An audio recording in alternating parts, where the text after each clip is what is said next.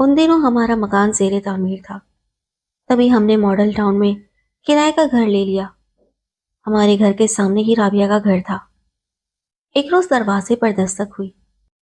देखा तो एक गोरी चिट्टी, नाजुक अंदाम, खूबसूरत खातून दर पर मौजूद थी। हुलिये बशरे से किसी अच्छे खानदान की लगी। मैं उसे सवालिया अंदाज से देख रही थी। तभी उसने कहा, बाजी, मेरा नाम राबिया है। मैं सामने वाले घर से आई हूँ, आपकी पड़ोसन हूँ। आपका नाम बहुत सुन रखा था, आज मिलने की चाह हुई तो आ गई। अंदर आ जाओ। मैंने कहा, क्या तुम मुझे जानती हो? बाजी, आपको कौन नहीं जानता। आप कहानियां लिखती हैं। आप तो हमारे शहर का फख्र हैं। अब मुझे कांटों में तो मत घसीटो। मैंने हंसकर कहा, अच्छा आओ बैठो। मैं इसे ड्राइंग रूम में ले आई। तुम आई, मुझे बहुत खुशी हुई। बराबर वाली पड़ोसन तुम्हारा जिक्र कर रही थी। मैंने राबिया को बताया और मुलाजमा को चाय लाने को कहा। वो बहुत प्यारे लहजे में बातें करने लगी। मुझे वो बहुत अच्छी लगी। 3 बच्चों की माँ होते हुए भी लड़की सी लग रही थी। मुझे मेरी पड़ोसन बता चुकी थी कि वो बहुत अच्छे खानदान से है।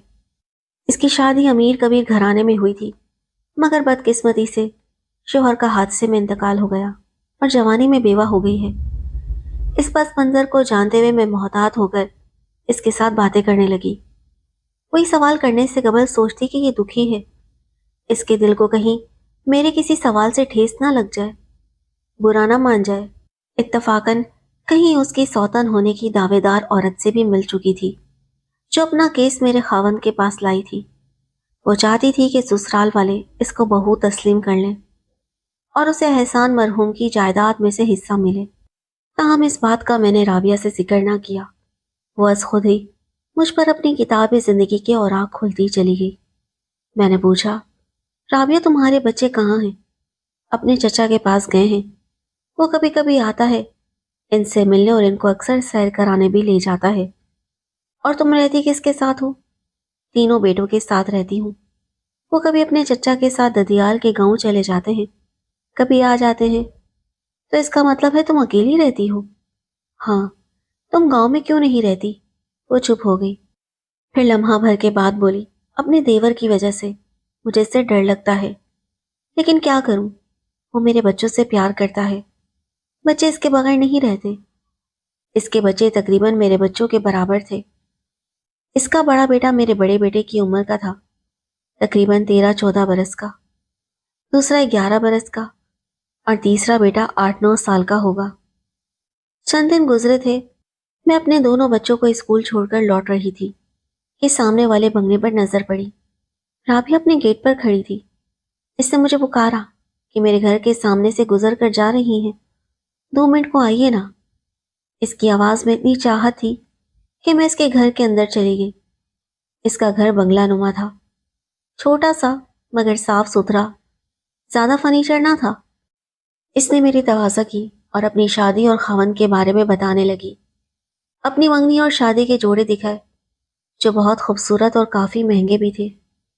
वो बोली, मैं आपके पास अपनी कुछ अमानतें रखवाना चाहती हूँ, क्या आप रख लेंगी?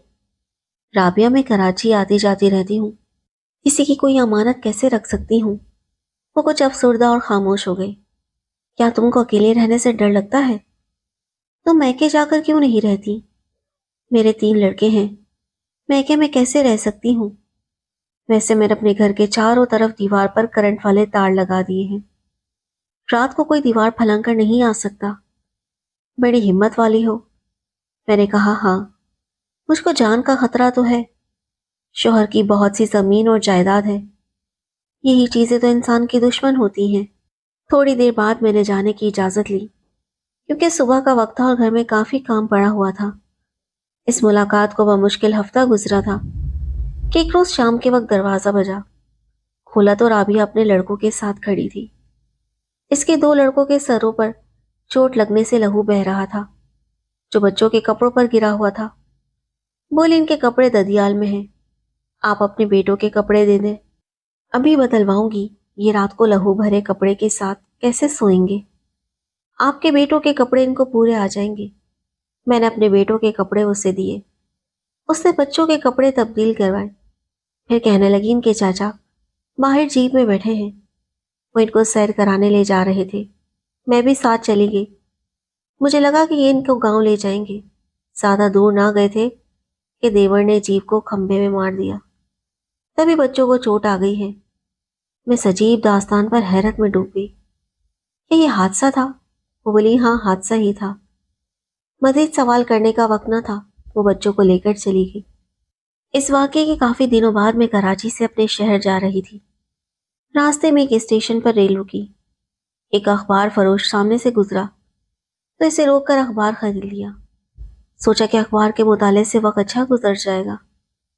یوں بھی میری روزانہ اخبار پڑھنے کی عادت تھی۔ صفحات پلٹ رہی تھی کہ ایک دل دوست خبر پر نظر جم گئی۔ خبر پڑھ کر یقین نہ آیا، اب سفر کیا اچھا گزرنا تھا۔ تمام راستے مغموم رہی۔ یہ خبر رابعہ سے متعلق تھی۔ کل شام اس کے ایک سسرالی عزیز نے گھر میں گھس کر اس کا قتل کر دیا تھا۔ میری نگاہوں میں اس کا چہرہ گھم گیا۔ ایک ٹھنڈی آہ نکل گئی۔ کاش میں اس سے نہ ملی ہوتی، اس سے مجھ سے باتیں نہ کی ہوتی۔ میں بچوں کے بارے سوچنے لگی کہ پہلے باپ اور پھر ماں بھی ان کو اکیلا چھوڑ گئی۔ ان بچوں پر اب کیا گزرے گی؟ رابعہ نے کئی بار میرے سامنے اس ڈر کا اظہار کیا تھا کہ وہ خود کو غیر محفوظ خیال کرتی ہے۔ بالآخر اس کا خوف درست ہی ثابت ہوا تھا۔ گھر پہنچی تو شوہر سے پہلا سوال یہی کیا، کیا رابعہ سے متعلق اخبار میں جو خبر شائع ہوئی ہے سچ ہے؟ اعجاز بولے ہاں سچ ہے۔ تمہارے جانے کے بعد اس نے ماڈل ٹاؤن والا گھر چھوڑ دیا تھا اور کسی دوسرے گھر چلی گئی تھی جو شاید آبائی گھر سے قریب ہے۔ شاید یہ گھر اسے غیر محفوظ لگتا تھا۔ جو دوسرا گھر اس نے کرائے پر لیا تھا وہ چاروں طرف سے بند تھا۔ پھر بھی جو ہونا تھا ہو گیا۔ یہ وہ باتیں ہیں جو کسی کو معلوم نہیں ہوں گی، لیکن باقی ساری کہانی سب شہر والوں کو معلوم ہو چکی تھی۔ 5ویں کے بعد رابعہ نے اسکول جانا چھوڑ دیا تو ایک استادنی اس کو گھر آ کر پڑھانے لگی تاکہ وہ میٹرک پرائیویٹ طور پر کر لے۔ گھر میں خالی بیٹھنے سے اس کا دم گھٹتا تھا، سو اس نے کتابوں ہی سے دوستی کر لی۔ ان دنوں وہ 8ویں کا امتحان دے چکی تھی اور میٹرک کی تیاری کر رہی تھی کہ ایک دن اچانک گھر میں رونق محسوس ہوئی۔ نوکر چاکر ادھر ادھر بھاگ رہے تھے۔ پتہ چلا کہ گاؤں سے چچا منگنی کی رسم ادا کرنے آ رہے تھے۔ وہ حیران تھی کہ اگر اس کی بات احسان سے طے ہو گئی تھی تو کبھی کسی نے اس بات کا اس کے سامنے تذکرہ کیوں نہ کیا۔ احسان گاؤں میں رہتا تھا اور قبائلی سردار کا بیٹا تھا۔ یہ جاگیردار قسم کے لوگ تھے۔ وہ اکثر شہر آتا جاتا رہتا تھا، لیکن رابعہ کے والد کے گھر کم ہی آتا تھا۔ اس کے چاچا کا رویہ بھی روایتی جاگیردارانہ تھا۔ سیاست میں الجھے رہنا ان کو ورثے میں ملا تھا۔ وہ قبائلی جھگڑوں اور مقدمات کی پیروی کی وجہ سے شہر آتے تھے۔ رابعہ امن اور سکون کی عادی تھی، جبکہ احسان کے بارے میں بہت کچھ سن رکھا تھا۔ اس کی صورت اچھی تھی لیکن مشاغل ناپسندیدہ تھے۔ جب رابعہ نے سنا وہ لوگ منگنی کی انگوٹھی پہنانے آ رہے ہیں تو پوچھ گئی۔ اس کا جی چاہا کہ انکار کر دے، لیکن ایسا نہ کر سکی۔ اس میں انکار کی جرات نہ تھی۔ جانتی تھی کہ اگر ایسا کیا تو اس کے والد اسے دوسری سانس لینے کی مہلت نہ دیں گے۔ احسان کے گھر والے اسے چنری ڈال کر انگوٹھی پہنا گئے۔ اس نے مجھے بتایا تھا کہ باجی جب میری انگلی میں منگنی کی انگوٹھی ڈالی گئی تو میں نے اس دن کو ایسے جانا جیسے کوئی جاگتے میں خواب دیکھتا ہے۔ وہ بے حد خوبصورت گڑیا سی لڑکی۔ اس دن کے بعد اس نے ہر دن کو ایک دن جیسا سمجھ لیا۔ اس نے شادی کے مسئلے پر سوچنا ہی چھوڑ دیا۔ پھر وہ دن بھی آ گیا جب لڑکی کو بابل کا آنگن چھوڑ کر پیادیس جانا ہوتا ہے۔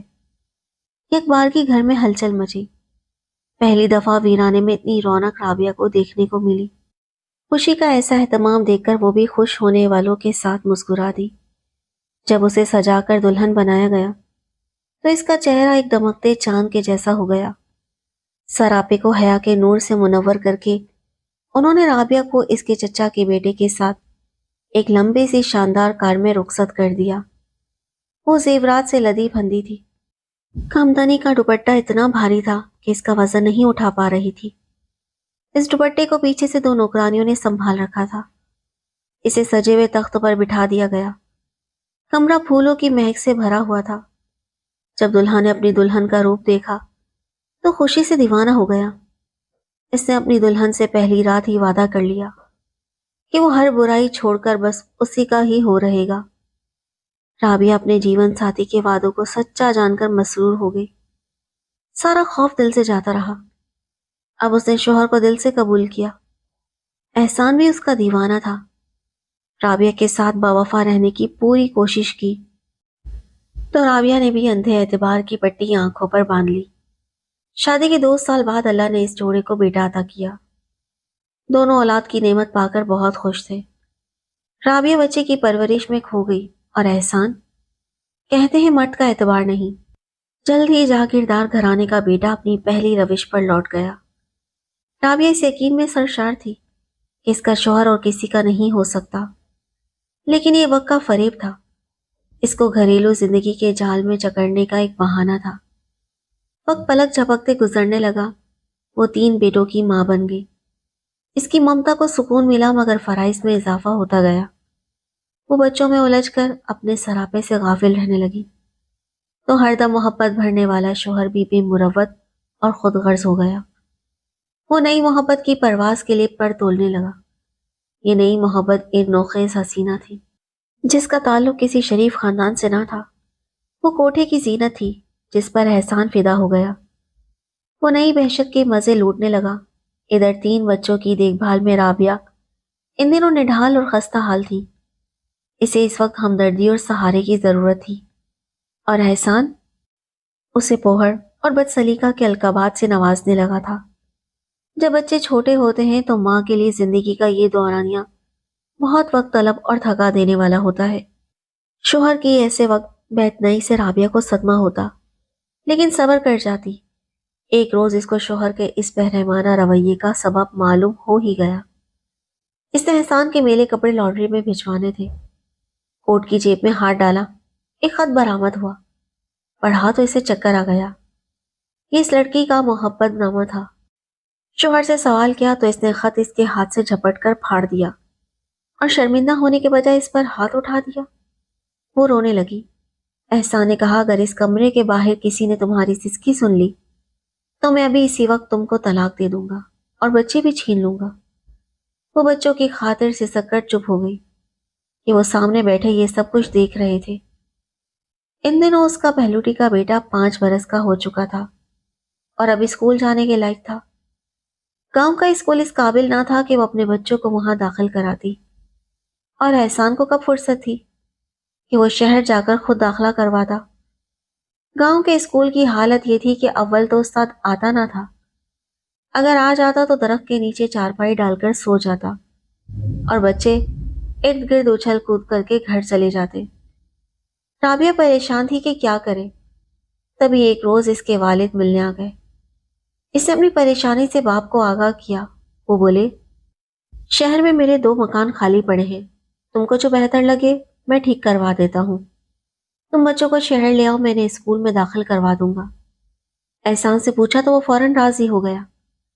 تب رابعہ نے ضروری سامان ساتھ لیا اور اپنے والد کے ساتھ شہر چلی گئی۔ اس کے والد نے مکان میں ضرورت کی ہر شے مہیا کر دی اور ملازم بھی رکھ دیا تاکہ ان کی بیٹی کو سودا سلف کے لیے اور بچوں کو اسکول پہنچانے میں تکلیف نہ ہو۔ باپ اور بھی کئی مسائل جو رابعہ کو درپیش ہوتے حل کر دیتے تھے۔ احسان کی جب مرضی ہوتی آتا، 2-4 دن رہتا اور چلا جاتا۔ بچوں کے اسکول جانے کے بعد رابعہ کو سکون تو ملا، مگر اس کا دل اضطراب کا ایک سمندر تھا۔ اس نے کوشش کی کہ احسان اس کے ساتھ رہے، مگر وہ اونچی اڑان بھرنے والا عقاب تھا۔ بھلا کیسے گھر کے پنجرے میں قید رہ سکتا تھا؟ وہ بیوی کے شہر جا رہنے سے اور بھی کھیل کھیلنے لگا۔ اس کی بیوی بچوں کی دیکھ بھال کرنے کو شہر میں رابعہ کے والد اور بھائی تو موجود تھے ہی، اسے اپنے نئے عشق کے تقاضوں سے ہی فرصت نہ تھی۔ احسان مرحوم کی جائیداد سے حصہ لینے کی کوشش کرنے والی ایک لڑکی سے جو اس بازار سے تھی، اگر میں نام ملی ہوتی تو شاید زمانے کی باتوں کا بھروسہ نہ کرتی۔ یہ ایک تیسری لڑکی تھی جس کا دعویٰ تھا کہ اس کے ساتھ بھی احسان نے نکاح کیا تھا، لیکن اس کی معاشرے میں کوئی حیثیت نہ تھی، لہٰذا کسی نے بھی اس کو منہ نہ لگایا۔ وہ میرے پاس اس لیے آئی تھی کہ میں اس کی اور احسان کی کہانی لکھوں۔ بہرحال یہ ایک الگ داستان ہے۔ اصل قصہ تو احسان اور رابعہ کا ہے، کہ اس کے شہر میں رہنے پر بھی وہ اس کے پاس نہ آتا تھا۔ رابعہ کا بیٹا اب چھٹی جماعت میں پہنچ گیا تھا۔ ایک روز اسکول سے آتے ہوئے اس نے اپنے باپ کے ساتھ گاڑی میں ایک عورت کو بیٹھے دیکھا۔ تبھی اس نے گاڑی روکنے کے لیے ہاتھ دیا۔ احسان نے گاڑی روک لی اور بیٹے کو کار میں بٹھا لیا۔ عورت سے تعارف کروایا، بیٹے خرم، ان سے ملو، یہ تمہاری دوسری امی ہیں۔ پھر وہ خرم کو گھر کے دروازے پر چھوڑ گیا۔ تب رابعہ کو علم ہوا کہ اس کے شوہر نے دوسری شادی کر لی ہے۔ وہ جس بات کو اہمیت نہ دیتی تھی، اسی بات نے اس کو توڑ کر رکھ دیا۔ احسان کی جفاکاری کا اب جتنا ماتم کرتی کم تھا۔ وہ اپنے والد اور بھائیوں کے پاس گئی، فریاد کی۔ ہمدردی کرنے کے بجائے انہوں نے اس کی آوازاری کو اہمیت نہ دی، بلکہ سمجھانے لگے کہ صبر کرو، احسان مرد ہے اور دولت والا ہے، مرد دوسری شادی کر ہی لیتے ہیں، اس میں اس قدر واویلا کرنے کی کیا ضرورت ہے؟ تم ایک خاندانی عورت ہو، طریقے سے رہو، ورنہ یہ اوچھا پن تمہاری ذات کو خاندان میں بے وقت کر دے گا۔ جب رابعہ نے اپنی اس قدر بے قدری دیکھی تو اپنے والد اور بھائیوں سے جائیداد میں سے اپنے حصے کا مطالبہ کر دیا، جس کے نتیجے میں وہ بھائیوں کی آنکھوں کا کانٹا بن گئی۔ تب ماڑ آئی، شوہر کو سمجھایا کہ اپنی جائیداد میں سے نہ سہی، میرے ترکے میں سے جو میرے والد سے مجھے ملا تھا وہ زمین رابعہ کے نام کر دے، تاکہ وہ تسلی اور سکون سے جی سکے۔ یوں نانا کے ترکے سے رابعہ کو حصہ دے دیا گیا۔ باپ نے بھی سوچا کہ اگر بیٹی پر برا وقت آ گیا تو ایک اس کا دروازہ کھٹکھٹائے گی۔ تب انہوں نے خاصی رقم اس کے نام بینک میں جمع کروا دی۔ گرچہ باپ کی اراضی میں سے رابعہ کا اچھا خاصا حصہ بنتا تھا، لیکن بھائیوں نے روایتی رویہ اپنا لیا۔ یوں بھی قبائلی رواج کے مطابق عورتوں کو وراثت میں سے حصہ دار نہیں مانا جاتا تھا۔ ماں باپ نے مالی طور پر اس کو مضبوط کر دیا تو اس کو سکون مل گیا۔ اب رشتہ دار بھی کماتے تھے۔ سب کو پتہ چل چکا تھا کہ احسان نے دوسری شادی کر لی ہے۔ اتنے صدمے سہنے کے بعد بھی رابعہ کا حسن باقی تھا اور رنگ و روپ گلاب کے پھول کی مانند تازہ تھا۔ یہ دسمبر کا مہینہ تھا، سخت سردی کے دن تھے۔ احسان گاؤں میں تھا۔ ایک روز خبر آئی کہ شہر آتے ہوئے اس کی جیپ کو حادثہ پیش آ گیا ہے اور وہ موقع پر ہلاک ہو گیا ہے۔ یہ خبر سن کر رابعہ غش کھا گئی۔ وہ جیسا بھی تھا، اس کے بچوں کا باپ اور ان کے سروں پر سائبان تھا۔ اس کے بچے بے امان ہو گئے تھے۔ احسان کے ہوتے کسی کی جرت نہ تھی کہ رابعہ پر میلی نگاہ ڈالے یا اس کی جانب انگلی اٹھا سکے، لیکن بیوہ ہوتے ہی صورتحال بدل گئی۔ اب اس کا گھر سے نکلنا جرم ہو گیا۔ کسی سے بات نہ کر سکتی تھی۔ بہت جلد زمانے نے احساس دلا دیا کہ احسان کے بغیر وہ ادھوری ہے۔ اس نے سسر سے پناہ کی درخواست کی۔ سسر نے اسے مایوس نہیں کیا، بلکہ بچوں کے حصے کی جائیداد اپنی زندگی میں ہی پوتوں کے نام کر دی اور سرپرست بہو کو بنا دیا۔ احسان کے بھائیوں نے باپ کے اس اقدام کو انتہائی ناپسندیدگی سے دیکھا، مگر اس بزرگ نے پرواہ نہ کی۔ رابعہ کے والد جوان سال بیٹی کو بیوقی کی چادر میں لپٹا دیکھ کر ہم سے نڈھال تھے۔ انہوں نے وہ مکان بھی رابعہ کے نام کر دیا جس میں وہ اقامت پذیر تھی۔ یہ ساری باتیں بھلا اس کے قریب ترین رشتہ داروں کو کیوں بھاتی؟ دیوروں کے ساتھ اس کے بھائی بھی کچھ برگشتہ تو تھے، لیکن بہرحال اس کے دشمن ہرگز نہ تھے۔ بھابیاں بھی اس کا خیال رکھتی تھیں۔ رابعہ کے والدین ابھی زندہ تھے، پھر بھی احسان کے بغیر اس کی زندگی سانپوں سے بھری کچار جیسی ہو گئی تھی۔ خاص طور پر اس کا ایک دیور بلال اپنے دل میں اس کے لیے کینہ رکھتا تھا۔ اس کی نظریں اس کی جائیداد پر تھیں جو بچوں کے نام تھی۔ تبھی اس نے بیوہ بھابھی کے گھر آنا جانا شروع کر دیا اور مرحوم بھائی کے کمسن لڑکوں سے ایسی محبت جتلانے لگا کہ نادان بچے اپنے اس چچا کے دیوانے ہو گئے۔ بچے چچا سے بہت مانوس ہو گئے تو رابعہ سوچنے لگی کہ چلو سسرال میں کوئی تو ہے جس کو میرے بچوں کا خیال ہے۔ وہ بچوں کو گاؤں لے جاتا، رابعہ اعتراض نہ کرتی، اکثر سیر پر لے جاتا اور شاپنگ وغیرہ کرواتا۔ خرم 10ویں میں تھا جب بلال نے اسے بے حد اہمیت دینی شروع کر دی اور رابعہ کے خلاف باتیں کر کے اس کو ماں سے بدظن کرنے لگا۔ بچہ کچے ذہن کا تھا، اس کے دل و دماغ پر منفی اثرات پڑنے لگے۔ وہ پڑھائی سے دل اٹھا کر اپنے چچا کے ہم رکاب غلط راہوں پر چلنے لگا اور ناچ گانے کی محفلوں میں روپیہ اڑانے کے طریقے سیکھنے لگا۔ میٹرک بعد وہ کالج میں داخلے کے لیے لاہور چلا گیا اور ہاسٹل میں رہنے لگا۔ بلال نے بھتیجے کے ذہن میں برائی کا بیج بو دیا تھا۔ وہ برائی کو شان سمجھ کر کرنے لگا۔ لڑکا تھا، اسے ابھی اچھائی برائی کی تمیز بھی نہیں آئی تھی۔ جوان لڑکے کو اگر غلط راستے پر ڈال دیا جائے تو زندگی تباہ ہونا لازمی بات ہے۔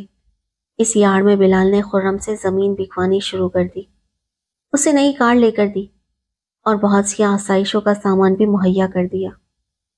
رابعہ نے دیکھا کہ اس کا بچہ ہاتھوں سے نکلا جا رہا ہے اور اپنے چچا کے ہاتھوں کا کھلونا بنتا جا رہا ہے، تو اس نے بلال کو روکا اور گھر آنے پر پابندی عائد کر دی۔ اس وجہ سے دیور اس کا جانی دشمن بن گیا۔ بلال نے رابعہ سے کہا، اگر تم کو اپنے لڑکوں کے بگڑنے کا خطرہ ہے تو مجھ سے نکاح کر لو، ورنہ یہ ذرا بڑے ہوئے تو تمہارے قابو میں نہیں آئیں گے۔ یوں بھی میں تم کو اکیلے باہر آتے جاتے برداشت نہیں کر سکتا، کیونکہ تم بہرحال میرے مرحوم بھائی کی عزت ہو۔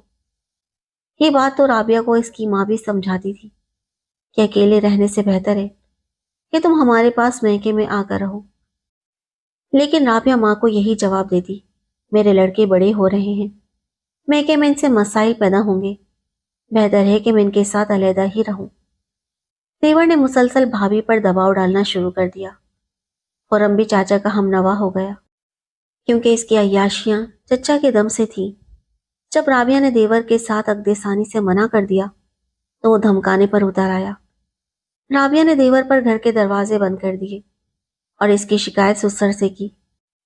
سسر گاؤں میں رہنے کا عادی تھا، اس نے چند روز تو شہر آ کر بہو کے پاس قیام کیا، پھر معذرت کر لی کہ میں یہاں نہیں رہ سکتا، مجھے قبائلی امور سنبھالنے ہوتے ہیں، تم یا تو میکے چلی جاؤ یا ہمارے گھر گاؤں میں آ کر رہ جاؤ، یہاں رہو گی تو میرا وقتاً فوقتاً ہی آنا ہوگا۔